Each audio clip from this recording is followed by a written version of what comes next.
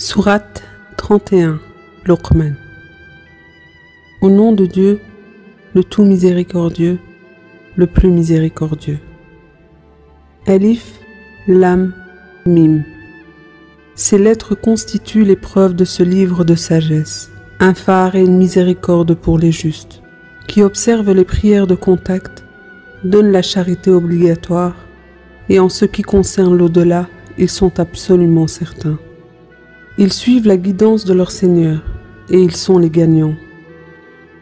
Parmi les gens, il y a ceux qui soutiennent des hadiths sans fondement, et ainsi détournent d'autres du chemin de Dieu sans savoir, et le prennent à la légère.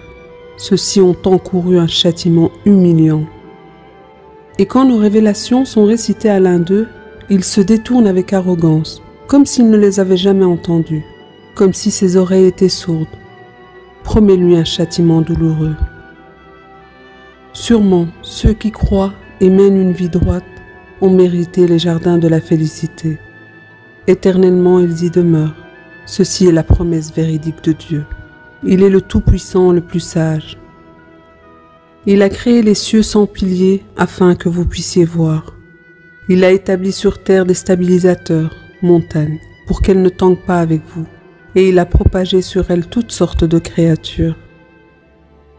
Nous faisons descendre du ciel de l'eau pour faire pousser toutes sortes de belles plantes.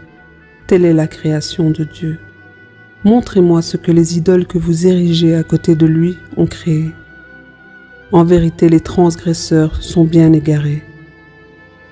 Nous avons doté Luqman de sagesse. Tu seras reconnaissant envers Dieu. Quiconque est reconnaissant pour son propre bien. Quant à ceux qui deviennent ingrats, Dieu n'a aucun besoin, le plus digne de louange. Rappelle-toi que Luqman dit à son fils, alors qu'il l'instruisait, « Ô mon fils, n'érige pas la moindre idole à côté de Dieu. L'idolâtrie est une grave injustice. » Nous avons enjoint à l'être humain d'honorer ses parents. Sa mère l'a porté et la charge est devenue de plus en plus lourde. Cela prend 2 années de soins intensifs jusqu'au sevrage. Tu seras reconnaissant envers moi et envers tes parents. À moi est l'ultime destinée. S'ils essayent de te forcer à ériger la moindre idole à côté de moi, ne leur obéis pas, mais continue à les traiter amicalement dans ce monde. Tu ne suivras que le chemin de ceux qui se sont soumis à moi. En fin de compte, vous retournerez tous à moi. Puis je vous informerai de tout ce que vous avez fait.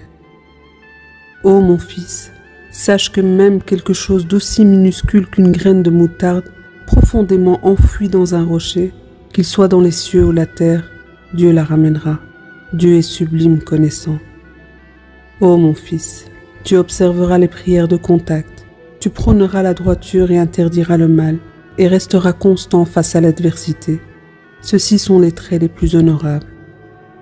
Tu ne traiteras pas les gens avec arrogance, et tu ne parcourras pas la terre avec fierté. Dieu n'aime pas les arrogants prétentieux. Marche humblement et abaisse ta voix. La voix la plus laide est la voix de l'âne. Ne voyez-vous pas que Dieu a assujetti à votre service tout dans les cieux et la terre, et vous a couvert de ses bénédictions, évidentes et cachées? Pourtant, certaines personnes argumentent au sujet de Dieu sans savoir, sans guidance et sans écriture éclairante.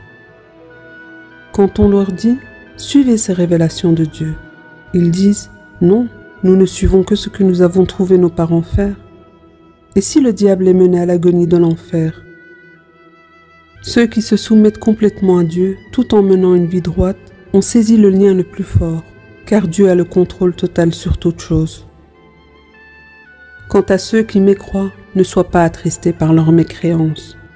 À nous est leur ultime retour, puis nous les informerons de tout ce qu'ils avaient fait. Dieu est pleinement conscient des pensées les plus profondes. Nous les laissons jouir temporairement, puis les acculons à un châtiment sévère. Si tu leur demandes « Qui a créé les cieux et la terre ?» Ils diront « Dieu ». Dis « Louange à Dieu ». Pourtant la plupart d'entre eux ne savent pas. À Dieu appartient tout dans les cieux et la terre. Dieu est le plus riche, le plus digne de louange.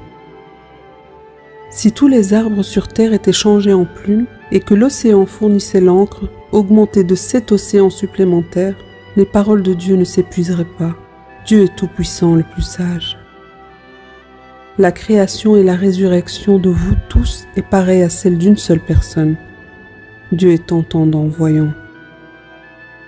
Ne réalises-tu pas que Dieu fait se fondre la nuit dans le jour et fait se fondre le jour dans la nuit, et qu'il a assujetti le soleil et la lune à votre service, chacun se déplaçant dans son orbite pour une durée de vie spécifique, et que Dieu est entièrement connaissant de tout ce que vous faites. Ceci prouve que Dieu est le vrai, tandis que la moindre idole qu'ils érigent à côté de lui est le faux, et que Dieu est le plus haut, le plus grand. Ne vois-tu pas que les bateaux parcourent la mer, portant les provisions de Dieu, pour vous montrer certaines de ses preuves? Certes, ceci devrait être des preuves suffisantes pour quiconque est constant reconnaissant. Quand de violentes vagues les cernent, ils implorent Dieu, vouant sincèrement leur prière à lui seul. Mais aussitôt qu'il les sauve sur le rivage, certains d'entre eux recommencent. Nul ne délaisse nos révélations, excepté ceux qui sont des traîtres, des ingrats. Ô gens, vous révérerez votre Seigneur, et craindrez un jour où un père ne pourra aider son propre enfant, ni un enfant aider son père. Certainement la promesse de Dieu est la vérité. Donc ne soyez pas distraits par cette vie.